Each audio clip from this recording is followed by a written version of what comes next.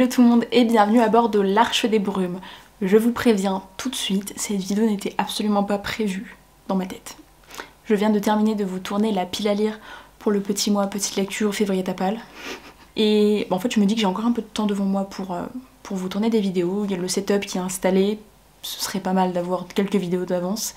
Et je me suis dit qu'est-ce que je pourrais tourner comme autre vidéo à l'instant T. Et je pense que je vais me lancer un challenge à moi-même, je pense que je vais souffrir au cours de cette vidéo. Voilà, vous serez témoin, vous serez public de cette souffrance. Donc le contexte. Imaginons, quelqu'un arrive, il y a je ne sais pas quel événement, me dit ok, tous tes livres là ça va pas du tout, il n'y a pas la place, tu me vires tout ça, t'en gardes que 10. Quels seraient les 10 livres que je garderais?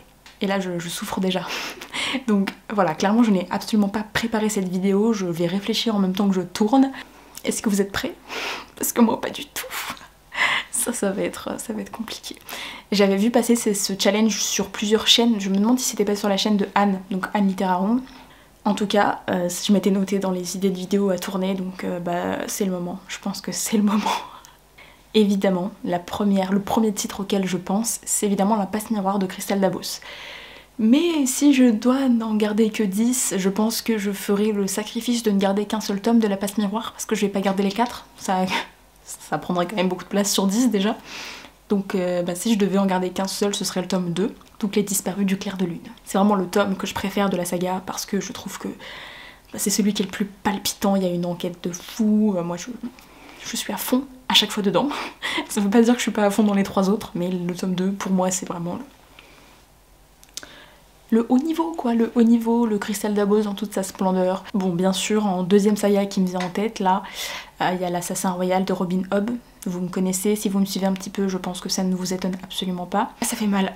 Cela dit, j'ai quand même de la chance dans mon malheur. Enfin mon malheur, c'est que j'ai les Assassins Royal en version intégrale. Donc à chaque fois j'ai 3 tomes de la version française, hein, parce que c'est les tomes entiers dans la version originale, mais j'ai les versions intégrales dans la VF. Donc ça voudrait dire qu'en fait, en gardant un livre, j'en garde 3. Ça, c'est une bonne technique. Et par contre, lequel je garderai, ça fait mal. Je pense que mon tome préféré de toute la saga de l'Assassin Royal, c'est le tome 6 de la première époque, qui s'appelle, je crois, La Reine Solitaire en français. Je pense que dans la première époque, j'ai vraiment adoré le tome 6, peut-être moins ceux d'avant, moi je les ai quand même aimés, hein. Vraiment le tome 6, pour moi, il est vraiment au-dessus des autres. Et du coup, la deuxième époque, pour moi, elle est beaucoup plus homogène en termes de niveau. C'est vrai que j'ai particulièrement aimé la fin, mais je trouve que globalement, tous les tomes sont très très bons. Donc pas au niveau du tome 6 de la première époque parce que ça reste mon préféré, mais dans la globalité ils sont quand même tous très bons. Donc est-ce que je garderais plutôt un tome de la deuxième époque ou plutôt l'intégrale avec le tome 6 de la première époque? Ça devient compliqué, ça devient compliqué. Alors je pense que je vais faire un truc. Je pense que je garderai la deuxième intégrale de la deuxième époque parce que je crois qu'il y a 4 tomes dedans. Et oui, mais je pense que je garderai celui-là parce que tout simplement il y a plus de texte, il doit faire, je sais pas, 1200 pages là. La version intégrale est vraiment énormissime, donc je pense que je garderai celui-là. Bon, même si la couverture elle fait un peu peur, je trouve. Mais voilà, c'est la fin de la deuxième époque, elle m'a brisé le cœur. Voilà, je pense que donc en deuxième titre je garderai cette fameuse intégrale de l'Assassin Royal. Bon, alors forcément, après mes 2 sagas préférées, eh bien il y en a d'autres qui me viennent en tête, mais forcément c'est des livres que j'ai lus plus récemment qui me viennent en tête. C'est fou à dire parce que je l'ai lu très récemment, mais je pense que La Maison au milieu de la mer Céruléenne a sa place dans ce top 10. Peut-être même en VO, comme ça je pourrais la redécouvrir en VO, vu que je l'avais lu en VF. On trouve des techniques, écoutez, je fais ce que je peux. Ah là là, ça fait mal. Mais du coup là je suis en train de me dire, La Maison au milieu de la mer Céruléenne, je l'avais mis en top 2 de 2022. Donc là vous êtes en train de me dire qu'il faudrait que je mette aussi L'espace d'un an. Bah ouais, mais en même temps c'était un super livre, hein. Bon, il y a une chose aussi, c'est que il y a plein de sagas que j'ai adoré quand j'étais petite ou de livres que j'ai adoré quand j'étais petite, mais peut-être que du coup je les adorais aussi parce que j'étais jeune et que peut-être que je ne les apprécierais pas autant maintenant. Peut-être que les livres que je préfère dans les dernières années, ça fait partie des livres qui m'ont construite en tant qu'adulte et que j'aime en tant qu'adulte. Et donc peut-être qu'il faudrait quand même que je privilégie les livres que j'ai préférés plus récemment. On va réfléchir comme ça et on va mettre aussi L'espace d'un an de Becky Chambers. Et ça commence à se resserrer parce que là du coup j'ai très envie de mettre Le Chant d'Achille aussi de Madeline Miller, mais si je commence à mettre tout mon top de 2022 ça va pas le faire. Ça va pas le faire. Je pense qu'il faudrait quand même qu'il y ait un petit Pierre Bottero dans ce top. Hein, vous me connaissez aussi. Parce qu'en fait j'ai bien envie de mettre Le Chant du Troll, mais Le Chant du Troll il est certes magnifique, mais il est très court. Si je devais y garder que 10 titres, peut-être que j'aurais envie de garder des titres qui me prendraient un petit peu plus de temps à lire. Parce que bah, si j'en ai que 10 à lire jusqu'à la fin de ma vie, ça va faire long quand même. Peut-être que je partirais plutôt sur un tome du Pacte des Marches-Sombres. Mais alors lequel? Alors le plus long c'est le 3e tome, donc logiquement avec ce que je viens de vous dire, faudrait peut-être plus prendre le 3e. Mais je pense qu'en termes de poésie, de philosophie, je préfère les 2 premiers. En fait le tome 1 et le tome 2 du Pacte des Marches-Sombres, je les ai toujours lus l'un après l'autre. Et du coup j'arrive même pas à les dissocier, je sais même plus quand termine le tome 1, quand commence le tome 2. Attends, c'est bête, je pourrais quand même avoir une intégrale aussi du Pacte des Marches-Sombres. Bah non. J'arrive même pas à me souvenir dans quel tome sont les citations que je préfère. Vous savez quoi, va falloir trancher, hein. Va falloir trancher, j'aurai pas le temps de les relire, hein, si jamais je devais choisir dans la précipitation. Donc on va dire que je garderai le tome 1 du Pacte des Marches-Sombres de Pierre Bottero. Même si je pense que le tome 2 me manquerait beaucoup. Parce qu'ils sont trop associés pour moi pour que je les sépare comme ça, donc ouais, on va faire ça comme ça. Bon, dans la même veine, du coup, si je prends un Pierre Bottero, je prends un Christelle Labose, je prends un Robin Hobb, je prends un TJ Klune, je prends un Becky Chambers, va falloir que je prenne un Alice Oseman à un moment donné, hein, parce que faut quand même pas oublier que c'est vraiment la première autrice à qui j'ai consacré une vidéo entière sur ma chaîne. Alice Oseman, j'ai lu tous ses livres, je les ai vraiment tous lus, je les ai tous lus, relus, enfin voilà, ça fait partie des romans qui m'ont particulièrement marquée. Mais là, ça va être difficile aussi, parce que j'adore Heartstopper, mais ça va être le même problème que pour Le Chant du Troll. Bah si je prends Heartstopper, je le lis trop vite. Heartstopper, il y a la série. Et la série est tellement bien qu'on va dire que je n'aurai plus les romans graphiques, mais je pourrais me consoler avec la série. Et donc si je devais garder un roman d'Alice Oseman, je pense que je garderais Radio Silence, qui a été mon préféré de tous. On est à 6, il me reste que 4 titres. Donc là je passe en revue mon compte Instagram pour relire un petit peu, revoir mes photos, pour voir un petit peu quels autres titres je pourrais faire apparaître. En fait c'est très difficile parce qu'il y a plein de titres qui me viennent en tête, mais je me dis mais attends, peut-être que je pourrais en mettre un autre. Ok, c'est bon, j'ai. Je pense que le 7e titre qui va apparaître dans cette sélection, c'est We Are the Ants de Sean David Hutchinson, qui est un roman que j'avais lu en anglais et qui...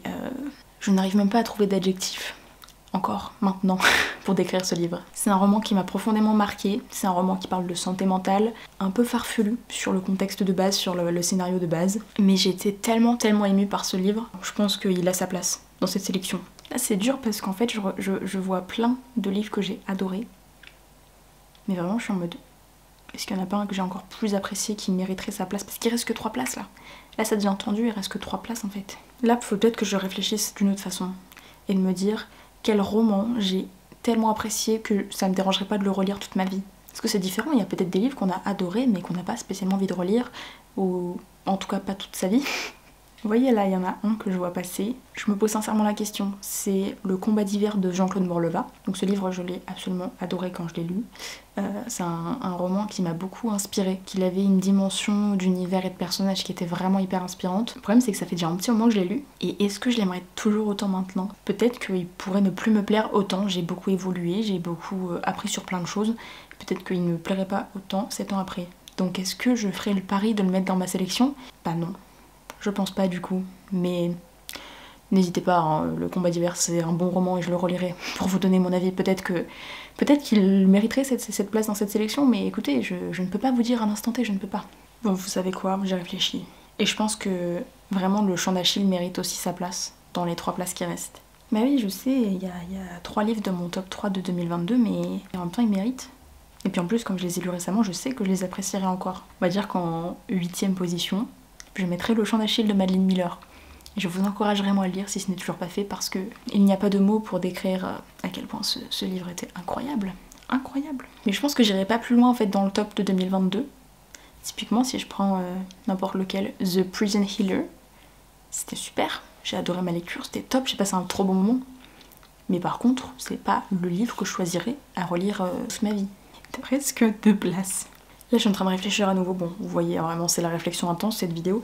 Je me dis que dans les 2 qui restent, est-ce que c'est pertinent de mettre des tomes de saga? Parce que c'est quand même dommage de prendre un tome de saga et pas les autres. Genre on a même pas forcément le début, on n'a même pas forcément la fin, il nous manque forcément des parties de l'histoire. Donc voilà, je suis capable de le faire pour La Passe Miroir et pour l'Assassin Royal, parce que bien sûr, mais peut-être pas pour n'importe quelle autre saga. On va regarder les genres qu'il y a pour le moment dans la liste, et voir du coup ce que je peux mettre en plus, parce que peut-être qu'il y a que de la fantasy, peut-être qu'il y a que du contemporain, bon je sais que c'est pas le cas, mais peut-être que du coup, il faudrait que je rajoute un autre roman d'un autre genre. Bon alors on a La Passe Miroir Fantasy, L'Assassin Royal Fantasy, La Maison au milieu de la mer Céruléenne Fantasy, Le Pacte des Marchambres Fantasy.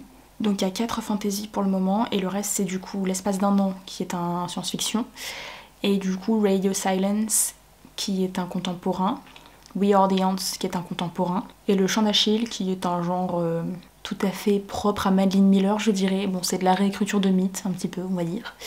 Bon, alors globalement c'est quand même assez diversifié je trouve, ça me représente assez bien. Bon alors ce que je vais faire là, c'est que je vais retourner sur ma chaîne, ma propre chaîne. Je vais aller regarder mes vidéos top des années précédentes, donc 2020, 2021. Et j'ai même 2019, il me semble, sur ma chaîne, parce que la toute première vidéo de ma chaîne, n'allez pas la regarder. Je vous défends d'aller regarder cette vidéo parce que vraiment ce n'est pas possible. Juste pour un aperçu, excusez-moi mais c'est quoi? C'est quoi ce setup Amélie? C'est quoi? Pour la petite anecdote, j'avais tourné cette vidéo à genre 9h du matin, 8h même peut-être, en tout début du mois de janvier. Donc en fait il faisait nuit dehors. Et je n'avais pas de lumière comme là maintenant en fait. Bon même si elle me fait une régline dans les lunettes, elle fait quand même une luminosité un peu meilleure. Bref, je n'ai pas de mots pour décrire cette vidéo, je n'ai même pas envie de la regarder. Donc en 2019, mes 3 meilleures lectures, ça avait été le tome 4 de La Passe Miroir, Radio Silence d'Alice Oseman, et Le Gang des Rêves de Luca Di Fulvio. Et ben, je crois qu'on a trouvé notre 9e titre. Bon, franchement, en 2020, un peu glow-up au niveau du setup, mais c'est toujours pas ça. Je sais pas ce que j'avais fait avec mes cheveux, mais n'importe quoi, n'importe quoi. C'était dans mon appart en plus à l'époque où il n'y avait strictement rien du tout. Donc il y a juste pas grand-chose derrière. Bon, là vous me direz, il y a un rideau, c'est pas non plus la folie, mais je fais ce que je peux, je fais ce que je peux. Et non, mais en fait, je me suis auto... Je triche un peu, je vais voir dans la barre d'infos pour voir les titres. Et j'ai écrit moi-même dans cette barre d'infos. Regardez la vidéo pour le savoir, petit tricheur. Merci Amélie de 2020 de me trahir comme ça. De toute façon, je sais très bien qu'en 2020, ma meilleure lecture ça a été L'Assassin Royal, je sais que c'était mon top 1. En 3 c'était Le Chant d'Achille et en 2 c'était We Are the Ants. Et du coup dans mon top de 2021, ça m'a fait un petit coup au cœur, ça m'a mis la vidéo n'est pas disponible. Pardon, excusez-moi, mais non, je ne suis pas d'accord. Bon alors clairement là on est sur un globe, déjà il y a un générique de début, alors là on est quand même sur un autre niveau.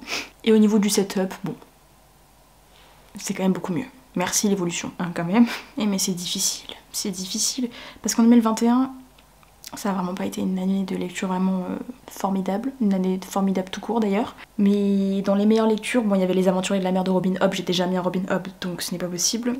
J'ai mis Anne de Redmond qui était le tome 3 de Anne de Green Gables. Je vais faire la même réflexion que pour Heartstopper.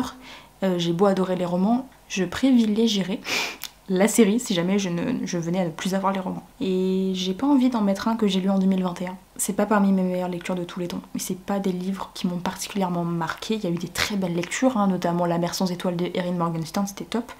Mais de là à le mettre dans le top 10 de toute ma vie, pas forcément. Bon bah on va aller chercher sur d'autres vidéos, hein, on va les regarder dans la vidéo de mes sagas en cours. Il y en a beaucoup, donc peut-être que ça va me donner des idées. Bah ouais mais non. Là vous allez croire dans cette vidéo qu'en fait j'aime pas mes lectures et que je vous parle de lecture et qu'en fait je les aime pas. En fait c'est pas du tout ça. Je suis trop conditionnée par le fait de devoir choisir que les 10 meilleurs. Et à chaque fois je me dis ouais celui-là je l'ai adoré, mais est-ce que je l'ai adoré au point de le mettre dans les 10? Ma vie est compliquée, ma vie est tellement compliquée. Vous savez quoi, je sais ce que je vais mettre en dernière place. Je vais mettre un tome de Hunger Games de Suzanne Collins. Je viens de revoir en fait la miniature de mon vlog quand je l'avais relue pendant le confinement. J'ai mal au cœur en fait, j'ai mal au cœur à chaque fois que je la termine. Par contre, lequel des tomes? Je pense que mon tome préféré c'est peut-être le 3. En fait non, celui qui m'émeut le plus c'est le 3. Mais est-ce que c'est vraiment mon préféré en termes d'action? Parce que dans le tome 1 et le tome 2 il y a vraiment les jeux, les Hunger Games, mais pas dans le tome 3. Si jamais je devais garder un tome de Hunger Games de Suzanne Collins, je garderais le tome 3. Pour pleurer toutes les larmes de mon corps à chaque fois. Écoutez, nous avons réussi. Je vais pas vous mentir, j'ai hésité avec plein d'autres titres que je vous ai pas forcément mentionné. Je sais pas, là le premier qui me vient en tête c'est Le Comte de Monte Cristo de Alexandre Dumas. Ça reste un classique immense, il fait je ne sais même pas combien de pages. Est-ce que c'est vraiment le type de livre que je voudrais garder toute ma vie et relire toute ma vie? Bah pas forcément non plus. Mais ça n'empêche que c'est un très bon livre, hein. Si jamais vous cherchez des classiques à lire, n'hésitez pas à vous tourner vers Le Comte de Monte Cristo.